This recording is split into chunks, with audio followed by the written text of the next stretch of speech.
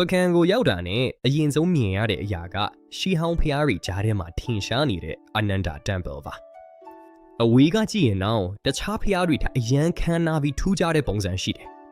အတွင်းကိုဝင်လိုက်တာနဲ့လေထုကအေးချမ်းသွားတယ်လူသံတွေရှိပေမဲ့တိတ်ဆိတ်နေတယ်လို့ခံစားရတယ်လမ်းကြောင်းရှည်ရှည်တွေရှေးဟောင်းနိုင်ငံလက်ရာရီချားကနေရှောက်ရင်းကိုအတိတ်ခေတ်ထဲရောက်သွားတယ်လို့ပဲဒီဖျားထဲမှာအထူးဆုံးက၄ဘက်လုံးမှာရှိတဲ့ဗုဒ္ဓရုပ်ပွားတော်ကြီးတွေပါအနီးကကြည့်ရင်မျက်နှာအမူအရာတစ်မျိုးအဝေးကကြည့်ရင်တစ်မျိုးပြောင်းတယ်လို့ထင်ရတယ်အဲ့ဒီခံစားချက်ကတကယ်ကိုထူးကြတယ်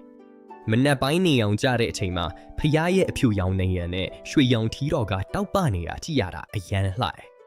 ဓာတ်ပုံရိုက်ဖို့လာတဲ့သူတွေလည်းများတယ်